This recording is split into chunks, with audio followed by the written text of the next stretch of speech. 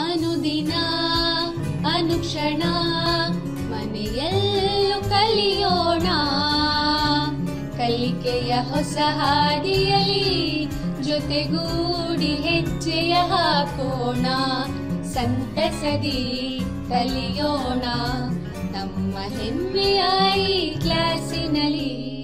Yes sir. Yes teacher. Present ma'am. औज़ु बिल्लाहि मिनश शैतानिर रजीम, बिस्मिल्लाहिर रहमानिर रहीम। अस्सलामु अलैकुम बच्चों, संवेदा ई लर्निंग क्लास में मैं आपका तहे दिल से इस्तकबाल करती हूँ। मैं फरहत जहाँ, मददगार मौलिम, government Urdu high school Malkhed, ताल्लुक़ा सेडम, ज़िला गुलबर्गा।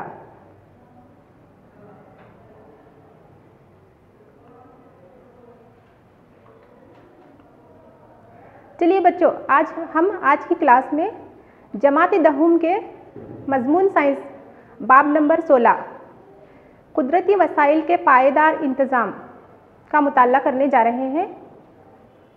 चलिए बच्चों, सबसे पहले हम कुदरती वसाइल का पायेदार इंतज़ाम का मफ़हूम समझने की कोशिश करते हैं। कुदरती वसाइल का पायेदार इंतज़ाम यानी कुदरती वसाइल का इंतज़ाम इस तरीके से करना है ताकि वो कभी ख़त्म ना हो, ताकि आने वाली नस्लों को इनसे फ़ायदा हासिल हो सके, ताकि इनकी कमी कभी महसूस ना हो। चलिए बच्चों, नेक्स्ट स्लाइड की तरफ चलते हैं। सबसे पहले हम इस सबक के अहम नुकात जानने की कोशिश करेंगे। इम्पॉर्टेंट लर्निंग पॉइंट्स, सबसे पहले है तमहीद यानी इंट्रोडक्शन, कुदरती वसाइल और उनकी मिसालें, हमारी रोज़मर्रा ज़िंदगी में 5 आर, इनकार, रेफ्यूज़, कम करना रेड्यूस, दोबारा इस्तेमाल रीयूज़, मकसद नौ रीपर्पस और रिसाइकल का इस्तेमाल, जंगलात और जंगलाती ज़िंदगी का इंतज़ाम, बांध और वाटर हार्वेस्टिंग, रिकाजी ईंधन कोयला और पेट्रोलियम। चलिए बच्चों, हम इन नुकात को फिर से दोहराते हैं ताकि आपको अच्छी तरह से ज़हनशीन हो जाए। तमहीद, कुदरती वसाइल और उनकी मिसालें, हमारी रोज़मर्रा ज़िंदगी में 5 आर, इनकार, रेफ्यूज़, कम करना रेड्यूस, दोबारा इस्तेमाल रीयूज़, मकसद नौ रीपर्पस और रिसाइकल का इस्तेमाल, जंगलात और जंगलाती ज़िंदगी का इंतज़ाम, बांध और वाटर हार्वेस्टिंग, रिकाजी ईंधन में हम कोयला और पेट्रोलियम के मुताल्लिक़ मालूमात हासिल करेंगे। चलिए बच्चों, नेक्स्ट स्लाइड की तरफ चलते हैं। सबसे पहले हम कुदरती वसाइल और उनकी मिसालें जानने की कोशिश करेंगे। देखिए बच्चों, आपको स्क्रीन पे एक तस्वीर नज़र आ रही है। इस तस्वीर में आप देख सकते हैं कि आपको कुदरती वसाइल की कौन कौन सी मिसालें नज़र आ रही हैं। हवा, पानी, मिट्टी, दरख्त, जंगलात, जंगलाती ज़िंदगी, कोयला, पेट्रोलियम, कुदरती गैस और मादनियात वगैरह हैं। तो देखिए बच्चों, ये तमाम जो कुदरती वसाइल आपको नज़र आ रहे हैं, ये क्या है? तमाम कुदरती वसाइल की मिसालें हैं। तो अब हम ये जानने की कोशिश करेंगे कि कुदरती वसाइल किसे कहते हैं। वो वसाइल जो कुदरत की तरफ से मुहैया की गई हैं ताकि इंसान की ज़रूरियात और मुतालिबात की तकमील हो सके, कुदरती वसाइल कहलाते हैं। वो वसाइल जो कुदरत की तरफ से मुहैया की गई हैं ताकि इंसान की ज़रूरियात और मुतालिबात की तकमील हो सके, कुदरती वसाइल कहलाते हैं। यानी ये जो तमाम कुदरती वसाइल हैं वो कुदरत में पहले से मौजूद होते हैं, ना कि इंसान की बनाई गई चीज़ें। यानी इंसान की बनाई गई चीज़ों को हम क्या कहते हैं? मसनूई वसाइल कहते हैं। तो मिसालें हम जैसे कि देख चुके हैं, पानी, मिट्टी, हवा, मादनियात, जंगलात वगैरह, ये तमाम कुदरती वसाइल की मिसालें हैं। चलिए बच्चों, नेक्स्ट स्लाइड की तरफ बढ़ते हैं। गंगा एक्शन प्लान, ये देखिए बच्चों, आपकी स्क्रीन पर एक तस्वीर नज़र आ रही है। ये तस्वीर है गंगा नदी की। जैसे कि आप देख सकते हैं इस तस्वीर में कि गंगा नदी का पानी किस तरह से आलूदा हो चुका है। इसमें कई तरह की गंदगी मौजूद है, कूड़ा करकट वगैरह इसमें फेंका गया है, जैसा कि आप इस तस्वीर में देख रहे हैं। गंगा एक्शन प्लान कई करोड़ का प्रोजेक्ट जो 1985 में इसलिए अमल में आया क्योंकि गंगा नदी के पानी की क्वालिटी बहुत ख़राब हो चुकी थी। ये प्रोजेक्ट गंगा नदी की सफाई के लिए बनाया गया। यानी गंगा नदी की पानी की क्वालिटी में कमी, यानी क्या है, गंगा नदी का पानी बहुत ही आलूदा हो चुका था। इसलिए इस प्रोजेक्ट का अहम मकसद क्या था, ताकि हम इस गंगा नदी की सफाई कर सके। अब देखते हैं गंगा एक्शन प्लान के असबाब। इस तस्वीर में देखिए बच्चों, ये जो तस्वीर आपको नज़र आ रही है ये भी गंगा नदी की है, लेकिन ये तस्वीर कब की है, 1985 के बाद की तस्वीर है, यानी गंगा एक्शन प्लान के बाद की तस्वीर है। इस तस्वीर में आप जैसा कि देख सकते हैं कि गंगा एक्शन प्लान के बाद किस तरह से गंगा नदी की सफाई की गई है और पानी को साफ सुथरा बनाया गया है। तो गंगा एक्शन प्लान के असबाब कौन कौन से हैं? गंगा नदी के पानी की क्वालिटी में कमी, यानी गंगा नदी के पानी की खराबी की वजह से इस प्लान को अमल में लाया गया। बीमारी पैदा करने वाले खुद अज़्वीय कोलीफॉर्म की तादाद में इजाफा, यानी गंगा नदी में हमें क्या दिखाई दिया, गंगा नदी में खुद अज़्वीय यानी बीमारी पैदा करने वाले खुद अज़्वीय कोलीफॉर्म की तादाद में इजाफा नज़र आया। इसलिए हमने क्या किया, गंगा एक्शन प्लान को अमल में लाया। ये देखिए बच्चों, आपके स्क्रीन पर एक सवाल है, बहुत ही इम्पोर्टेंट सवाल है ये सवाल आपको इम्तिहान में पूछा जा सकता है। जैसे कि इस बाब से आपको ज़्यादातर अप्लाइड लेवल क्वेश्चन ही पूछे जाएंगे, इसलिए आपको इस वीडियो को बगौर सुनना होगा और इन सवालात के जवाबात को हल करना होगा। किस तरह हम बीमारी पैदा करने वाले जरासीम के बाद पानी की आलूगी का पता लगा सकते हैं?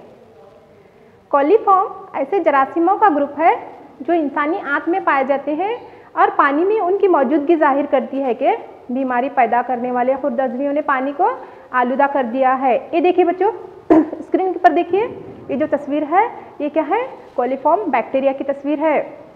यानी अगर किसी नदी या किसी कोई भी पानी के ज़राए में अगर हमें बीमारी पैदा करने वाले जरासीमों की तादाद में इजाफा नज़र आता है, तो इसका मतलब ये हुआ कि वहाँ का पानी बहुत ही आलूदा हो चुका है।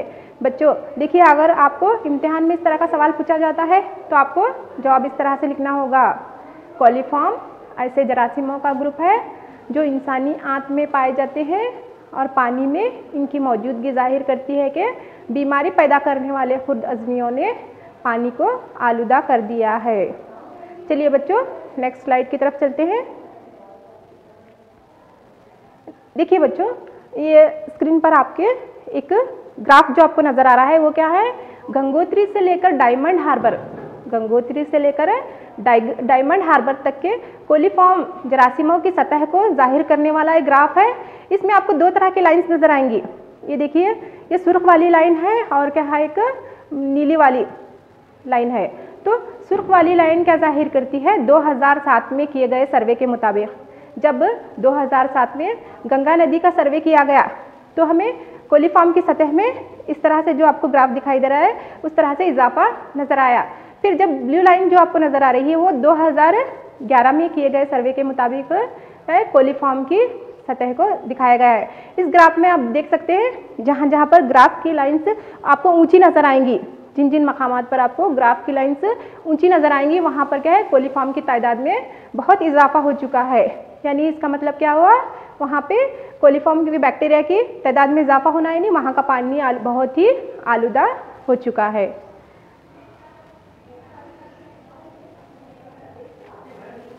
कुदरती वसाइल का तहफ़्फ़ुज़, कंजर्वेशन ऑफ नेचुरल रिसोर्सेज। हमें अपने माहौल को बचाने के लिए 5 आर पर अमल करना लाजमी है।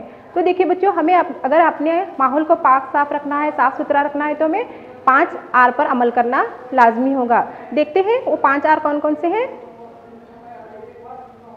देखिए, सबसे पहले इनकार, रेफ्यूज़, कम करना, रेड्यूस, दोबारा इस्तेमाल, रीयूज़, मकसद नौ, रीपर्पस, रिसाइकल। देखिए बच्चों, इन तमाम नुकात को मैं फिर से दोहराती हूँ ताकि आपको ये नुकात अच्छी तरह से ज़हनशीन हो जाए। इनकार, रीयूज़, कम करना, रेड्यूस, दोबारा इस्तेमाल, रीयूज़, मकसद नौ, रीपर्पस, और क्या है, रिसाइकल। चलिए बच्चों, इन नुकात को हम क्या है एक एक करके तफसील से जानने की कोशिश करते हैं।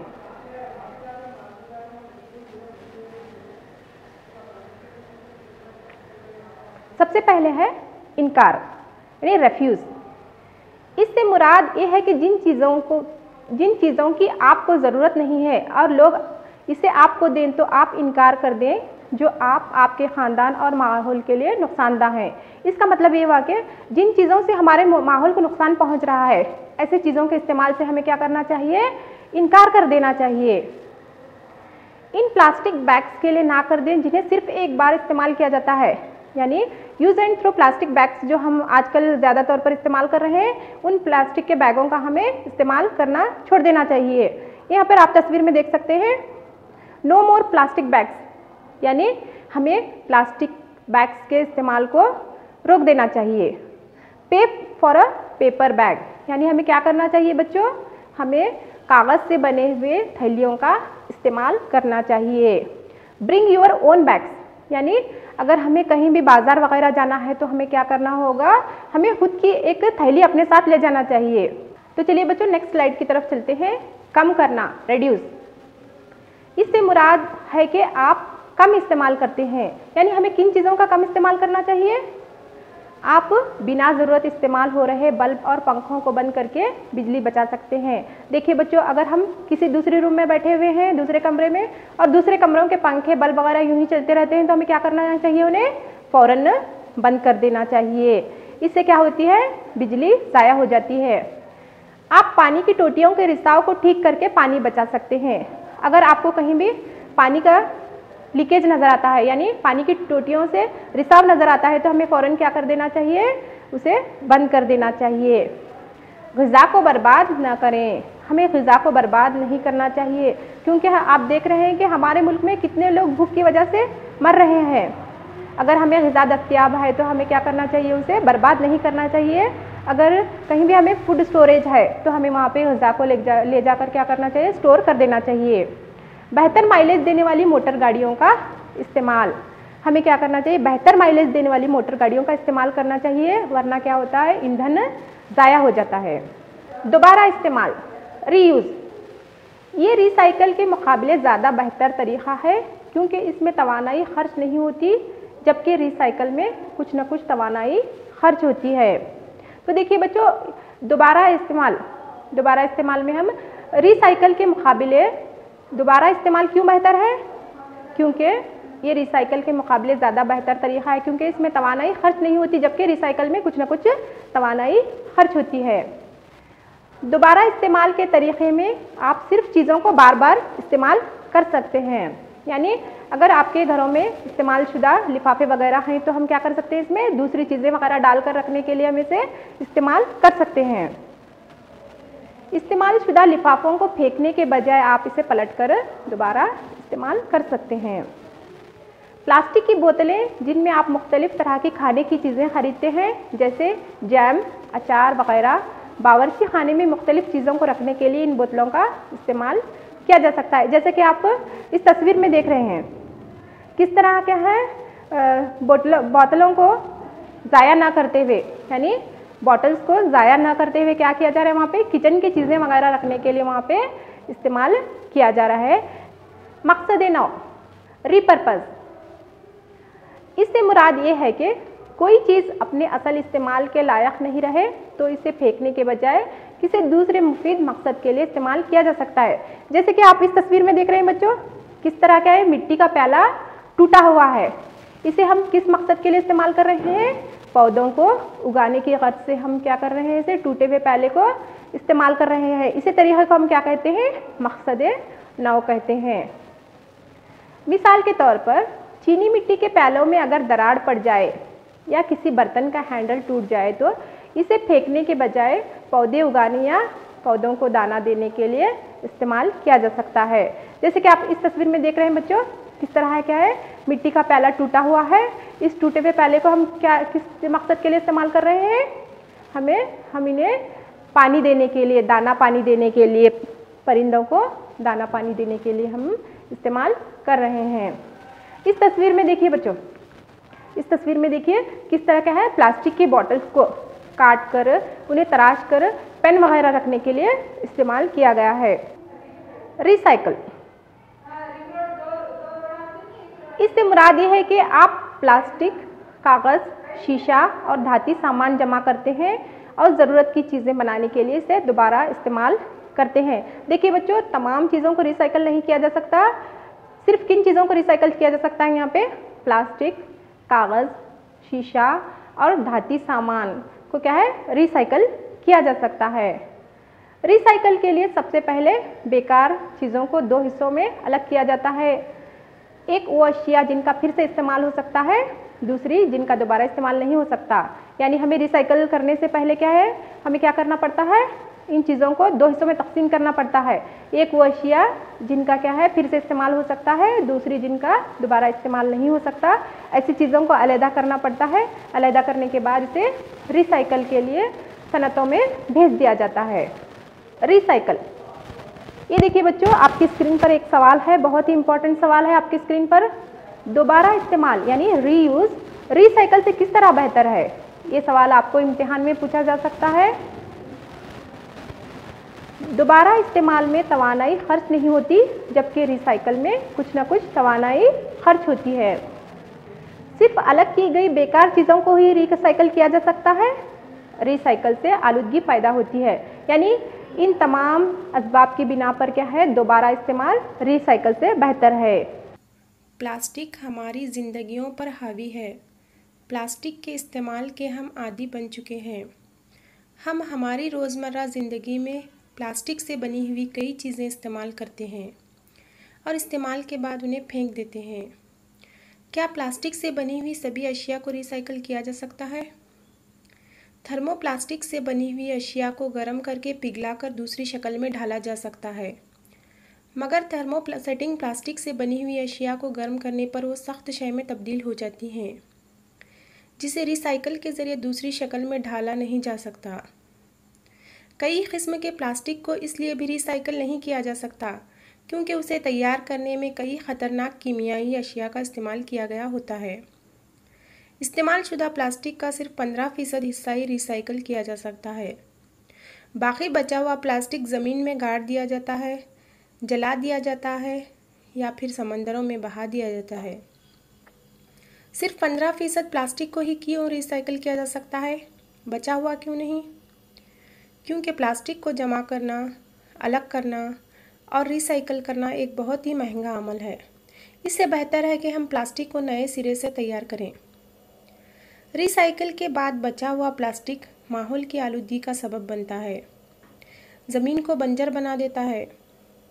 प्लास्टिक रिसाइकल के दौरान सनतों से निकलने वाला धुआं नबातात और हैवानात को नुकसान पहुंचाता है। रिसाइकल के तरीक़े में प्लास्टिक को पिघलाने में जो हरारत दरकार होती है, उससे कार्बन डाइऑक्साइड का इखराज होता है, जो ग्लोबल वार्मिंग का सबब बनता है। समंदरों में बहा दिया गया प्लास्टिक आबी ज़िंदगियों के लिए ख़तरा बना हुआ है। ज़्यादा माहौल मुवाफ़ी होने के लिए आप अपनी आदतों में कौन कौन सी तब्दीलियाँ ला सकते हैं? ये देखिए बच्चों, आपकी स्क्रीन पर और एक बहुत ही इम्पोर्टेंट सवाल है। क्या है सवाल? वो ज़्यादा माहौल मुवाफ़ी होने के लिए आप अपनी आदतों में कौन कौन सी तब्दीलियाँ ला सकते हैं? इसका जवाब है बच्चों, ज़्यादा माहौल मुवाफ़ी होने के लिए हमें दर्ज झेल बातों पर अमल करने की ज़रूरत है। 5R, जैसे कि हम 5R का हम तफसील से मुताला कर चुके हैं।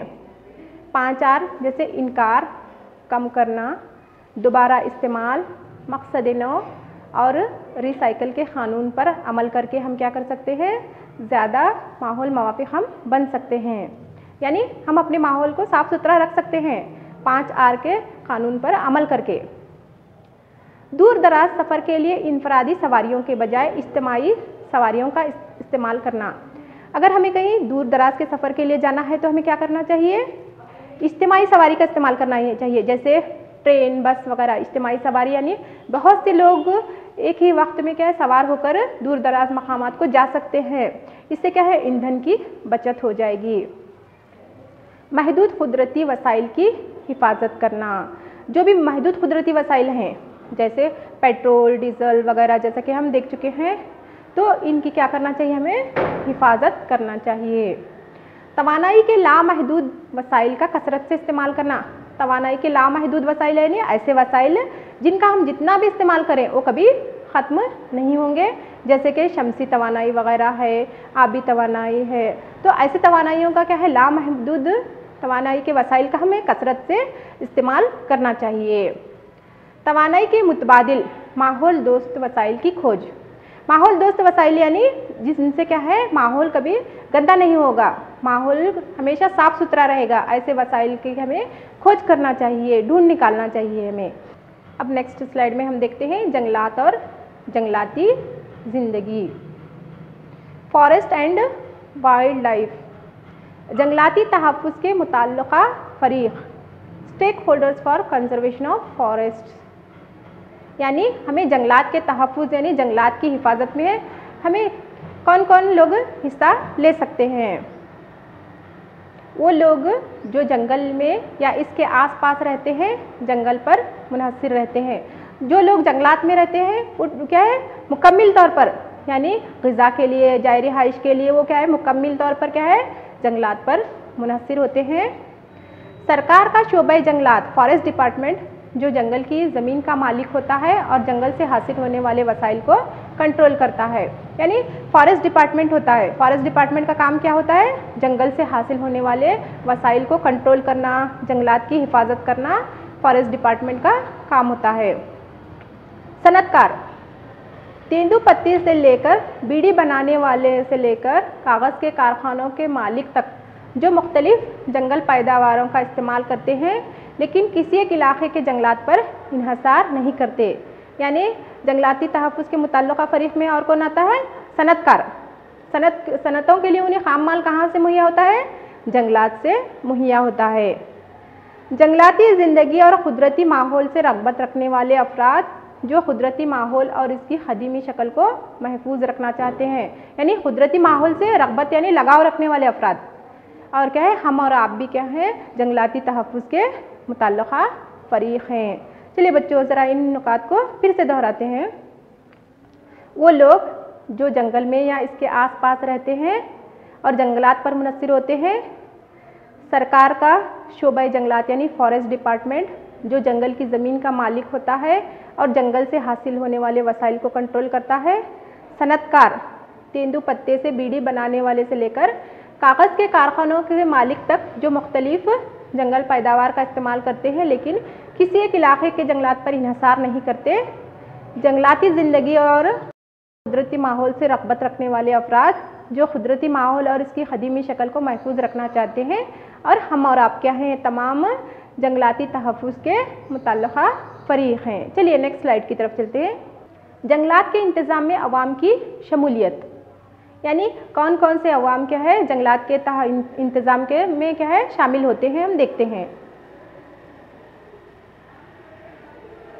मग़रबी बंगाल के फॉरेस्ट ऑफिसर AK बनर्जी ने गांव के लोगों को अपने मंसूबे में शामिल करके उनके ताउन से 1272 हेक्टेयर ज़मीन पर फैले साल के जंगल को महफूज करने की कोशिश की। जैसा कि आप इस तस्वीर में देख सकते हैं बच्चों, ये जो तस्वीर आपको नज़र आ रही है ये किसकी है, फॉरेस्ट ऑफिसर AK बनर्जी की है। इन्होंने एक मंसूबा बनाया था, ये अपने इस मंसूबे के तहत क्या इन्होंने 1272 हेक्टेयर ज़मीन पर फैले हुए साल के जंगलों को महफूज करने की कोशिश की थी। अब इस दूसरी तस्वीर में आप देख सकते हैं, चिपकू तहरीक की इब्तदा रेनी गाँव में हुई, जिसमें औरतों ने पेड़ों से बगलगीर होकर पेड़ों को काटने से बचा लिया। देखिए बच्चों, ये वाक़या आप किताब में देख सकते हैं कि किस तरह से चिपकू तहरीक में रेनी गाँव की औरतों ने शामिल होकर पेड़ों को काटने से बचा लिया था, पेड़ों से बगलगीर होकर, पेड़ों से चिपक कर पेड़ों को काटने से बचा लिया था। इसलिए हम इस तहरीक को क्या कहते हैं, चिपकू तहरीक कहते हैं। इस तीसरी तस्वीर में देखिए बच्चों, अमृता देवी बिश्नोई। अमृता देवी बिश्नोई ने 363 दूसरे लोगों के हमरा राजस्थान के जोधपुर के एक गांव खचराली में खचरी पेड़ों की हिफाजत के लिए अपनी जान कुर्बान कर दी थी। तो चलिए बच्चों, इन तमाम नुकात को ज़रा हम फिर से दोहराते हैं कि जंगलात के इंतज़ाम में अवाम की शमूलियत, किन किन अफराद ने जंगलात के इंतज़ाम में अपना अहम किरदार अदा किया था।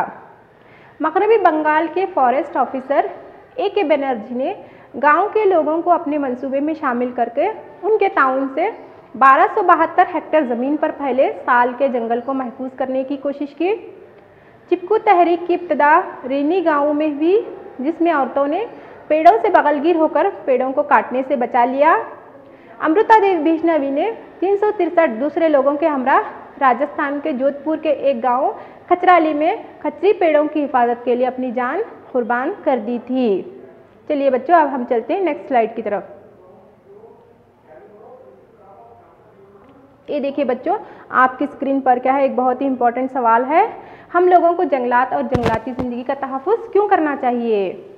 ये सवाल भी आपको इम्तिहान में पूछा जा सकता है। अगर आपको इस तरह का सवाल पूछा गया तो आपको जवाब लिखना होगा, हमें जंगलात और जंगलाती ज़िंदगी का तहफ़्फ़ुज़ करना चाहिए क्योंकि जंगलात हमें ऑक्सीजन मुहैया करते हैं, जंगलात बारिश बरसाते हैं, जंगलात मिट्टी की उरियाकारी को रोकते हैं, जंगलात हमें दवाएं और जड़ी बूटियां फराहम करते हैं, जंगलात इमारतें और फर्नीचर बनाने के लिए रिहायशी लकड़ी फराहम करते हैं, जंगलात जंगली जानवरों की जाय रिहाइश है, जंगली जानवर मुल्क की खूबसूरती बरकरार रखते हैं, जंगली जानवर माहौली तवाज़न को बरकरार रखते हैं, पौधे अमल ज़िंदगी के लिए जानदारों पर और जानवरों और परिंदों पर मुनहसर हैं। तो इन तमाम नुकात की बिना पर हमें क्या करना चाहिए, जंगलात और जंगलाती ज़िंदगी का तहफ़्फ़ुज़ करना चाहिए। अगर हम जंगलात और जंगलाती ज़िंदगी का तहफ़्फ़ुज़ नहीं करेंगे तो हमें ये तमाम जो वसाइल हैं हमें मुहैया नहीं होंगे।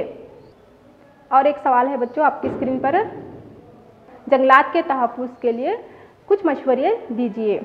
जंगलों के तहफ़्फ़ुज़ के लिए कुछ मशवरे दीजिए। जंगलात के तहफ़्फ़ुज़ के लिए दर्ज झेल इक़दामात ज़रूरी हैं। सबसे पहले देखिए बच्चों, जंगलात कटाई पर पाबंदी लगाना। जैसे कि आप इस तस्वीर में देख रहे हैं कि किस तरह से जंगलात को काटा जा रहा है।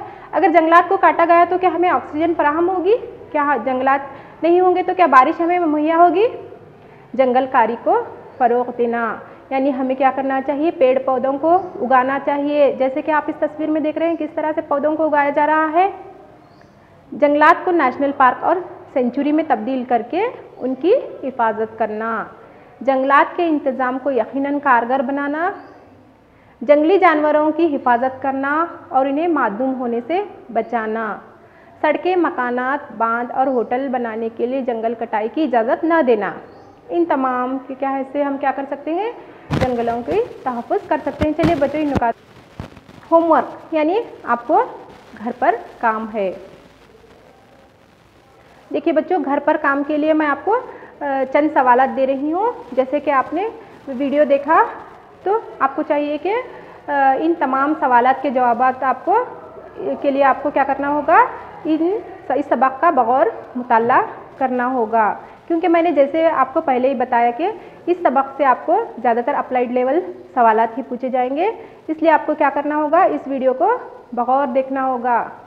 और क्या कीजिए बच्चों, इन तमाम सवालात के जवाबात को एक नोटबुक यानी एक कापी में हल कीजिए और अपने उस्ताद से इसकी जांच करवा लीजिए। देखिए बच्चों, सबसे पहले घर पर काम के लिए पहला सवाल है कम करना, रिड्यूस, दोबारा इस्तेमाल, रीयूज़ और रिसाइकल की अपने अल्फाज में वजाहत कीजिए। दूसरा सवाल है बच्चों, दोबारा इस्तेमाल, रीयूज़, रिसाइकल से किस तरह बेहतर है। तीसरा सवाल, कानकनी किस तरह आलूदगी का सबब है। चौथा सवाल है बच्चों, मंदरजा झील से जंगलों को होने वाले नुकसानात पर बहस कीजिए। ए, नेशनल पार्कों में सयाहों के लिए आरामगाह की तामीर। बी, नेशनल पार्कों में पालतू जानवरों को चरवाना। सी, सयाहों का प्लास्टिक की बोतलें और डिब्बे वगैरह फेंककर नेशनल पार्कों को गंदा करना। चलिए बच्चों, ज़रा फिर से इन सवालात को मैं दोहराती हूँ। कम करना, दोबारा इस्तेमाल और रिसाइकल की अपने अल्फाज में वजाहत कीजिए। दोबारा इस्तेमाल, रिसाइकल से किस तरह बेहतर है। कानकनी किस तरह आलूदगी का सबब है। मंदरजा झील से जंगलों को होने वाले नुकसानात पर बहस कीजिए। नंबर ए, नेशनल पार्कों में सयाहों के लिए आरामगाह की तामीर। बी, नेशनल पार्कों में पालतू जानवरों को चराना। सी, सयाहों का प्लास्टिक की बोतलें और डिब्बे वगैरह फेंककर नेशनल पार्कों को गंदा करना। ये थे बच्चों आपको घर पर काम। बच्चों, मैं उम्मीद करती हूँ कि आपको ये सबक अच्छी तरह से समझ में आया होगा। तो हमने पहले हिस्से का मुताला किया, कुदरती वसाइल के पायदार इंतज़ाम के पहले हिस्से का मुताला किया, तो हम नेक्स्ट क्लास में इसके दूसरे हिस्से का मुताला करेंगे इंशाल्लाह। तब तक क्या है, आप अच्छी तरह से इम्तिहानात की तैयारी कीजिए। All the best. शुक्रिया।